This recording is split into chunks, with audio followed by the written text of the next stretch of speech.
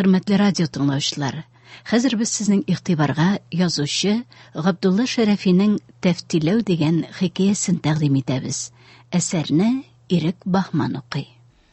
Сугышның әле һаман кыза дөрли барган чагы. Шулай да хәзер безнең өчен буран аркан. Җил карлы чаклар узган. Фашистларны куабыз. Бүген менә немецлар ташлап чыккан Белорус авылына кирдек. Авыл өстен сүрем каплаган. Ут кабынган йортлар, каралтлар тирәсендә солдатлар кайнаша. Түбәләрен куптарып ташлаганнар да җирдә яткан такталарына туфрак сибеп, соңгы ялкыннарын бастырып киләләр. Мин үзем шофер. Әле яңарак кына дивизия командиры генерал Ильясовны йөртә башладым. Аның белән без якташлар. Ләкин ул хәзер монда юк. Хатының хәл эчендә дигән телеграмма алгач, командование рөхсәте белән 2 көнгә дип Казанга чыккан иде. Шуңа күрә аның адъютанты лейтенант Айвазян белән икәү генә йөрибез. Бүген исә никтер ул да утырмады, иртәдән бирле машинада бер үзем. Авыл артындагы күпергә машиналар биялгән. Безнең колоннада туктап калды. Мин янгын сөндереп маташучы солдатларны күзәтеп утырам. Шул чагында әллә кайдан гына Айвазян килеп чыкты да, "Кабыз машинаңны. Тиз бул" дип яныма кире утырды. Килгән юлыбыздан кире кайтып, авылны чыккач кына генерал кайткан. Хәзер ул армия штабында безне чакыра диде. Ул юлны танклар эштән чыгарып битерсә дә, аның белән янәшә генә җиңел машиналар салып өлгергән яңа юл ярыйсы ук җайлы, зарланлык түгел. Шулай байтак киткәч лейтенант "Карабрак бар. Озакламый юл аерылачак" дип кисәтте. Һәм чыннан да күп тә үтми юл 2-кә аерылды. Без сул яктагысына китеп вак урманга кирдек. Әмма ул узак бармады. Агачлар һаман биегәя, урман куйра, караңгылана башлады. Анда-санда сулы казылмалар, чыкырлар чырый. Юл өстенә чыгып торган юан тамырларга юлгабыз. Алар көпчәкләр килеп эләккән сайын машинаны әле бер, әле икенче якка янтайтып сикертәләр. Бара торгач, итәкләрен киң җәеп утырган чыршылар, биек каеннар, алар тирәсенә сырышып үскән вак-ваклар белән уратылган хәтсез иркен аланлыкка килеп чыктык. Алан читләренә чатлап тормыйча, җиңел кулдан гына әмәлләгән землянкалар тезелеп киткән. Элек партизаннар лагере булган ахырсы, землянка түбәләрен кирү хунтларын үлән куак баскан. Шуңа күрә якын ук килмичә, аларны күрерлек тә түгел. Туктау белән яныбызга яшь кенә бер сержант килеп җитте. Лейтенант машинадан чыгуга, сержант аңа чәс биреп, "Иптәш лейтенант, зур землянкага узыгыз. Анда сезне көтәләр" диде. Алар китүгә машинаны читкәрәк илтеп туктаттым да, әле монда килешлегенә көйсезләнә башлаган моторны карарга тотындым. Маугып китеп вакыт үткәнен сизми дә калганмын. Күрәм, генерал белән лейтенант штабтан чыгып, минем янга ук якынлашып киләләр. Былай да чандыр гәүдәле, какча йөзле генерал тагын да юкарып, ябыгып киткән төсле тоелды. Аяк атлауларда ничектер миңа ят үзгәрәк сизелә. Кайтырга чыктык. Генерал минем белән янәшә генә алда утыра, ә адъютанты аның артында. Шулай бер чама киткәннән соң лейтенант: "Бая рәтләп сорашыр арада булмады. Ничек соң сезнең хәлләр, иптәш генерал?" диде. Хәлләр. Шулай өметсез үкмени. Үз уйларына бирелеп бару булгандырмы, генерал кайтарып бер сүз дә әйтмәде. Бераз баргач, адъютант тагын сорап куйды: "Кызыгыз ничек соң, иптәш генерал? Кайта алмагандыр инде?" "Ничек кайтсын, күрәсең ич. Ул да солдат бит. Врачларга эш күп." Тагын тынып калдылар. Менә урманны чыгарга да күп калмады, юлда бераз рәтләнә төште. Ә машинада әле һаман тынлык. Һәм менә генерал Әйтерсең сүзе өзелмәгән, әйтерсең лә безгә ишеттерми күңеленнән кем беләндер серләшеп барганда, хәзер инде кычкырыбрак сөйләшсәң дә ярый дигәндәй, керешсез нисез ялгап китте. Аерылышып торган чаклар да күп булды. Ничектер шунда бер-беребезнең хәлен сизеп, ерактан да белеп тора идек шикелле. Борчылып, хафаланып йөргән чакларың булса, көттә тор. Я телефонга чакырта, яисә син исән саумы, җаным бик уйный дигән телеграммасы килеп төшә иде. Үземә дә шулай. Телеграммаласы көнне күңел шомланып, йөрәк сакрый башлаган иде. Хатынга нидер булган төсле. Шулай да була ди бит ул, иптәш генерал. Күрәсең, бик килешкәнсез, бәхетлесез икегез дә. Сезнең белән мин күптән бит инде күренә шул. Дөнья баясы кеше булса кирәк, Галия Идрисовна. Лейтенантның бу сүзләреннән соң мин кыйылып иңдем. Галия Идрисовна диде түгелме соң? Кулымнан рульны ычкындыра яздым. Күрәсең, төсем качкан булгандыр, икесе дә башларым миңа таба барып сагаеп калдылар. Әмма машина элеккечә баруында булгач тынычланып, син нәрсә, әллә йоклаган идеңме дип көлемсерәгәндә әйттеләр. Юк, йокламадым. Сез Галия Идрисовна дидегез бугай, иптәш лейтенант, дөресме? Әйе, ник? Фамилиясе Рахманова түгелдер ич, иптәш генерал. Шулай, Рахманова. Минем укытучым бит ул. Генерал миңа текәлеп карап торгач башын чайкап куйды, ләкин бер сүз дә дәшмәде. Бераз барганнан соң, баягы сүзен дәвам иткәндәй, лейтенантка таба борыла төшеп, ике аягы да яраланган иде бит аның, диде. Ничек алай, иптәш генерал? Кайчан? Гражданнар сугышында. Татар бригадасында идек без. Төркстанны азат итеп йөргән чаклар. Мин рота командиры, ә ул Шәфкать туташ иде. Ансын белмәйдем шул. Сөйләгәнегез булмады. Генерал белән адъютантның әнә шулай сабыр да, шактый ук моңсу да бу әңгәмәләренә колак салып дәшми тынмый барам. Ә күз алдымнан хәзер Галия Идрисовна китми. Уйлар.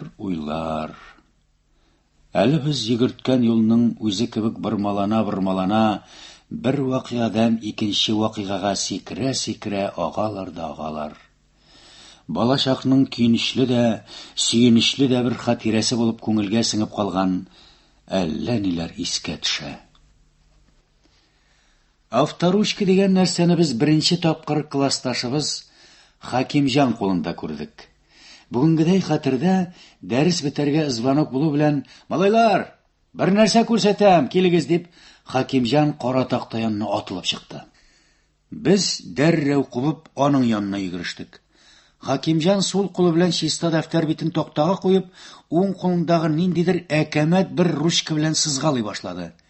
Үзе нәрсәдер сырлый, үзе сөйләнә. Абый Мәскәүдән алып кайтты. Бер тапкыр кара тутырасың да, ай буй язасың ди. Белмим, бер тутырган карасы ай буй язарга җиткәндерме, ә менә минем шул ручка аркасында башыма төшкән аянычлы бер хәлне бүгенгәчә оныталганым юк. Эш былай булды. Арткы партада утырган Гаптри әлеге хикмәтне карарга дип иң соңыннан килеп җитте.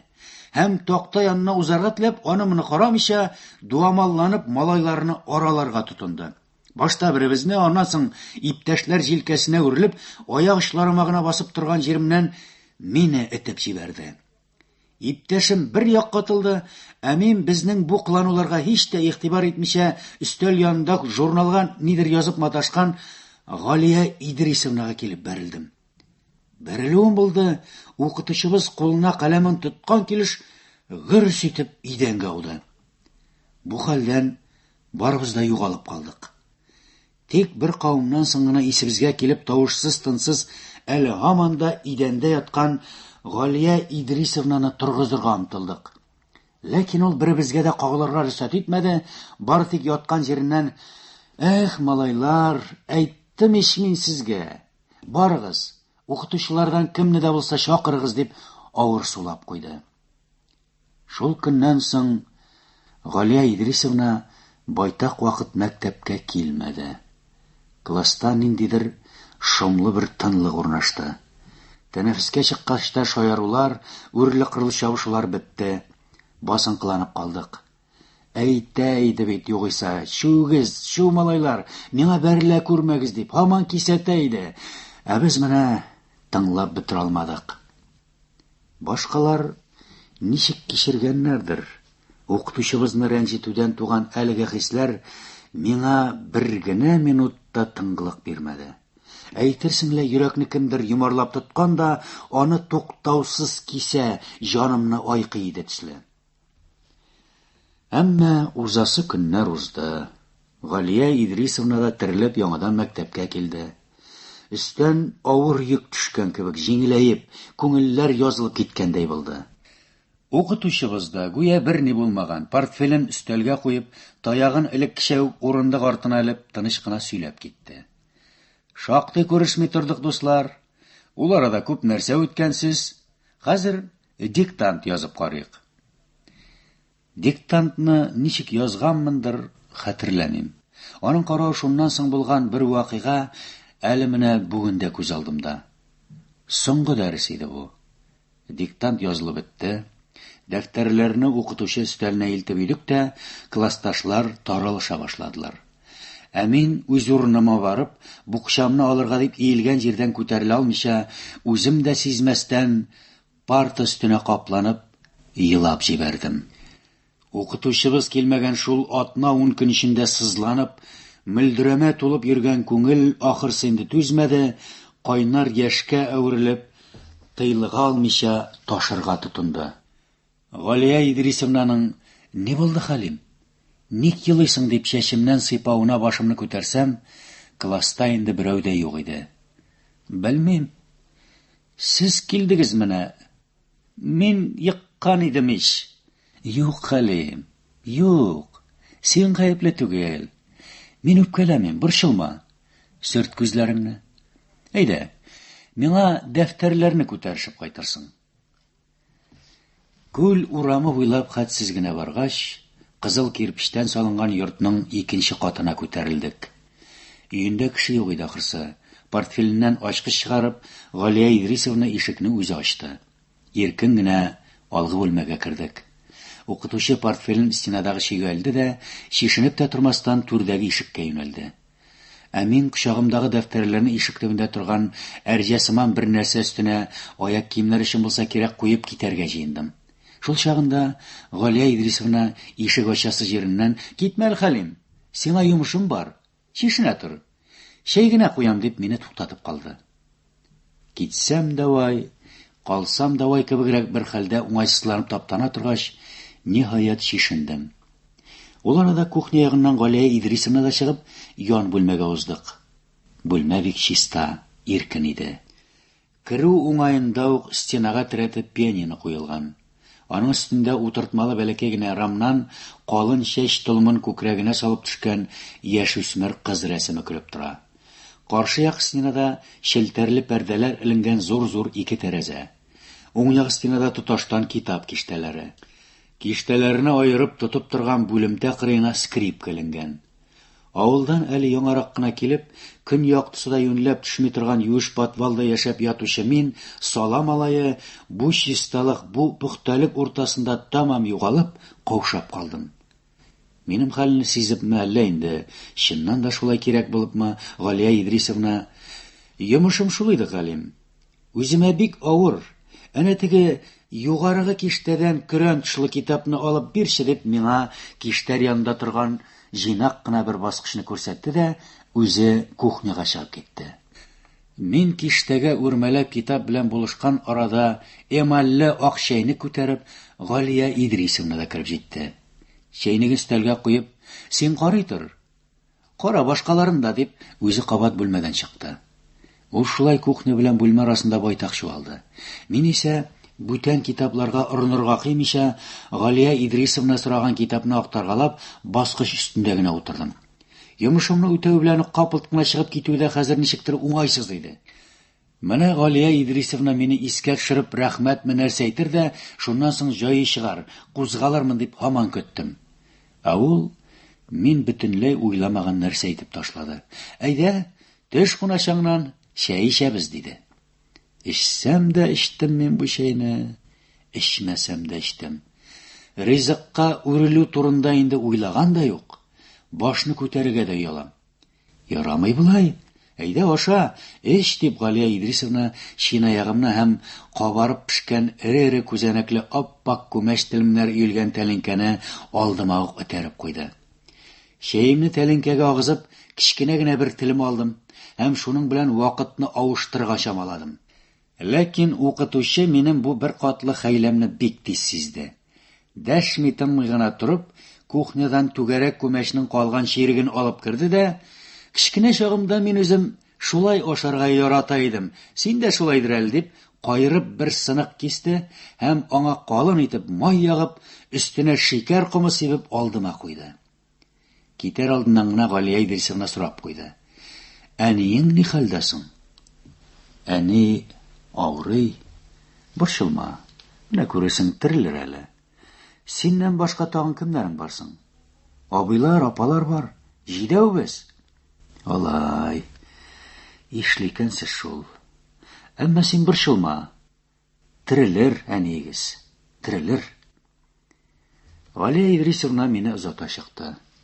Киез итегемнең берсен кигән арада икенчесен күтәреп карады да, башын чайкап куйды.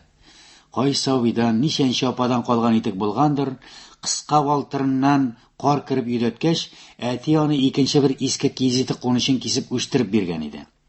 Хәзер ул төрле-төрле булып әллә кайдан күзгә бәрелеп тора. Җитмәсә тагын ултанда бераз сүтелеп, авызын ача башлаган. Укытучы аны кире идәнгә куйды да, ишек төбендә торган баягы әрҗә астыннан бер пар ак киез итек чыгарды. Минем кызым үсте инде, бу аныкы. Ултаны бераз юкарган, әтиең астына салып бирер дип миңа сузды. Ал, уялма.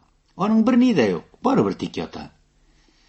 Укытучы биргән җиңелчә ак киез итекне култык астыма кыстырдым да, үземнең иске тупас баладан балага күчеп килгән, шуңа карамастан тузуны һич белмәгән бу фабричный авыр итектән котылачагыма куана-куана өйгә кайтып киттем. Менә урманны да чыктык. Инде тизлекне арттырсаң да ярый.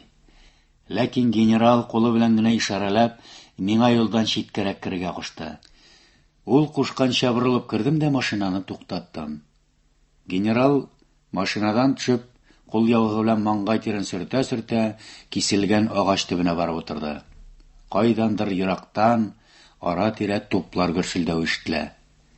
Ә монда тып-тын, сәер тынлык, авыр тынлык иде бу.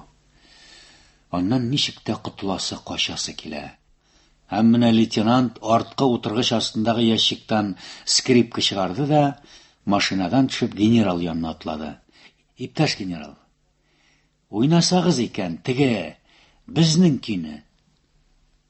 Генерал башын күтәреп аптыраган бер кыяфәт белән адъютантына карап куйды. Әмма каршы килмәде. Скрипканы иңенә терәп, салмак кына уйный башлады. Шул чагында генералның өендә булган вакытларым, пианино өстеннән елмаеп торган яшь кенә кыз рәсеме, китап киштәләре, кызыл тасма белән бәйләп иленгән скрипка кабат күз алдыма килеп басты. Күз карасыдай саклап машинамда йөрткән, кайгы килсә дә, шатлык килсә дә хуҗасының иңенә куна торган бу сайрар кыштагы чакта Галия Идрисовна янына баргач, мин күргән шул скрипка булыр дип кем уйлаган? Дивизия командирының скрипка уйнавын минем әле беренче күрүем. Айвазян безнең көйне дигәч, генерал я украин, яисә рус көен уйнар дип көткән идем. Ә ул чын безнеңчә татар көен уйнарга тотынды. Скрипкалык кайдандыр ерактан ишетелгән төсле тонык кына, сабыр гына моңланып торды да, авазы һаман кичәя, кыюлана барып, инде безнең тирәгә генә сыйша алмыйча, урман кырыйларына ук таралды. Генерал салмак кына чайкала-чайкала уйный да уйный. Әйтерсең лә ул урман буйларын урап, тагында көчәеп кайткан музыка дулкыннарыннан шулай чайкала иде. Лейтенант белән без әсәрләнеп тыңлыйбыз. Мин инде, менә бу әрмән егетенең дә шулай йотылып, дөньясын онытып тыңлавы миңа сәеррәк тоелды.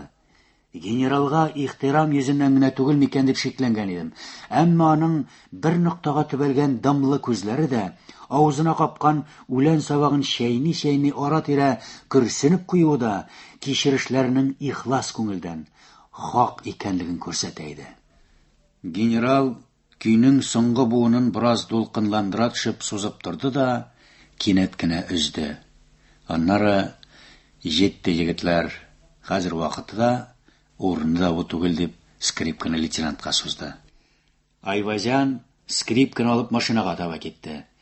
Ләкин берничә адым атлау белән борылып, шулай да иптәш генерал, нинди моң, бу кадәрле дә сагыш. Әмма якты моң, тирән сагыш, ләкин төпсез түгел. Яратам да соң шушы көйне. Безнең карлыгач көй бит бу.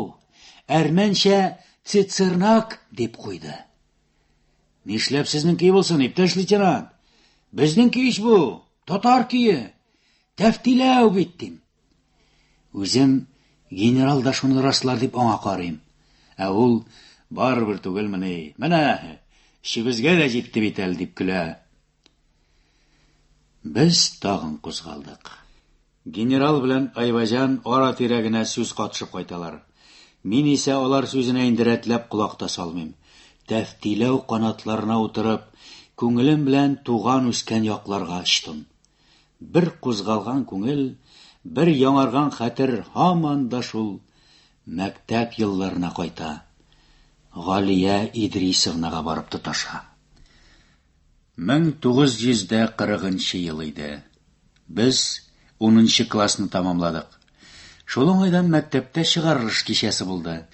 Үзебезне укыткан барлык укытучыларны, балачак чагыбызда шаярып теңкәләренә тигән, инде үсә төшкәч элек кылган эшләребез өчен үзләр алдында уялып, әмма күңелдән хөрмәт итеп йөргән хезмәткәрләрне чакырдык. Имтиханнар арасында тыгызга килсә дә ничектер вакытын табып ныклап әзерләнгән идек без бу кичәгә. Кемдер нәрсәдер уйнарга, кемдер нидер сөйләргә, яисә җырларга тиеш иде. Кыскасы, 30га якын кешедән берәү дә өлешсез калмады. Атлаган сайын берәр хикмәт чыгарырга торган, ләкин әлегедәй концерт фәлән ише нәрсәләргә бик авыр кубучан Гаптри булып, Гаптри дә читтә кала алмады. Миннән шуртым да чыкмый, җәмәгать, хит суйыгыз дип тузгагач, без аңа концерт алып баруны йөкләгән идек. Үзенең урынлы урынсыз әйтеп ташлаган сүзләре белән репетиция вакытында ук ишебезне катырып бетергән Гаптри, тамашачылар алдына чыга башлагач, тамам каушап, бичарадан ничара дигәндәй куеп куйган шамакайга әйләнде дә куйды. Концерт инде тамамланып килә иде. Шул чагында беренче рәттә утырган өлкән яшьтәге биология укытучысы Хәсән абый чираттагы номерын игълан итәргә чыккан Гаптрины сәхнә кырыена чакырып, колагына нидер әйтте.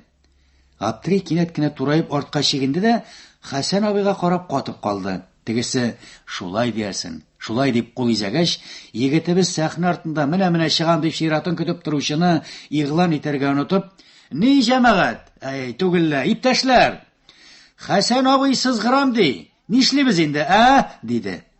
Зал ягылып көләргә тотынды. Хәсән абый белән Гаптри сәхнә кырыена килә нитә сөйләшүләр алып баралар. Ул да түгел, аларга Галия Идрисовна да килеп кушылды. Халык бераз тыйлыга төшеп зал тынычлана башлагач, тирләп пешкән Гаптри, Галия Идрисовна шигырьләр укыячак дип белдерде. Зал тагын гөжли башлады һәм арадан кемдер "Ничек? Икесе бер юлымы?" дип кычкырды. "Түгелдер инде. Белмим тагын. Сорыйм әле" дип Гаптри кабат укытучылар янына барып килде. Аннары "Бер юл икән шул" диде.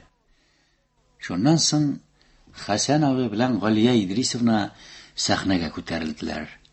Икесе дә ап-пак чәчле, икесе дә кәкре башлы таякларын тотканнар.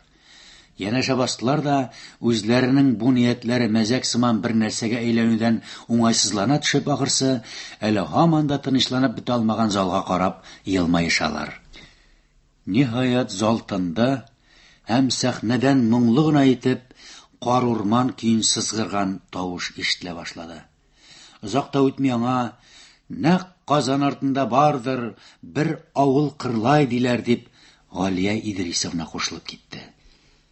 Кар урман шулай көйләнә, Шүрәле сөйләнә торды, һәм менә Галия Идрисовна бер вакыт шүт-шүт итеп Сайрый Худайның кышлары дигән урыннарга җитәрәк, Хәсән абый көйне сизелер-сизелмәс кенә бүлде дә, нәкъ сандугачка шатып сайрарга кереште.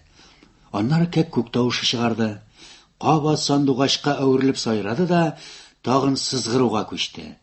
Сабан туйларын хәтерләтеп, авыл көен көйли башлады. Шул рәвешчә Шүрәле сөйләнеп бетте.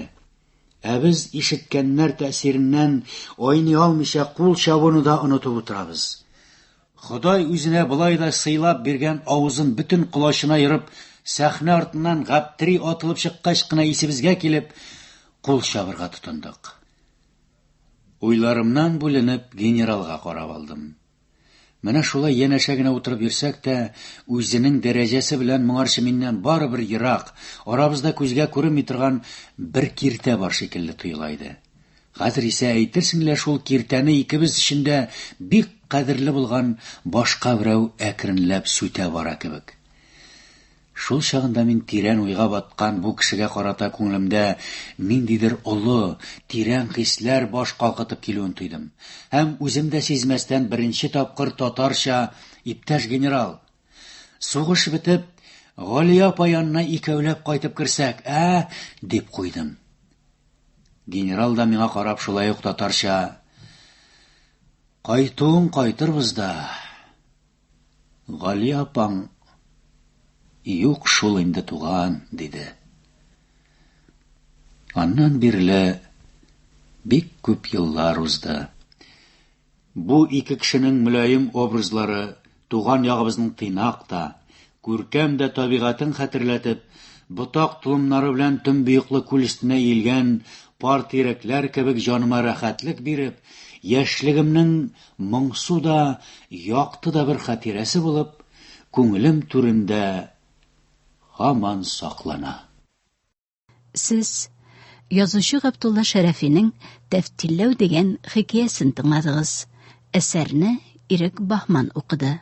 Тапшыруның тавыш операторы Гөлнара Хикмәтуллина, режиссеры Әлфия Гыйләҗи, мөхәррире Рөстәм Акъегет. Әдәби тапшыруыбыз шушының белән тәмам.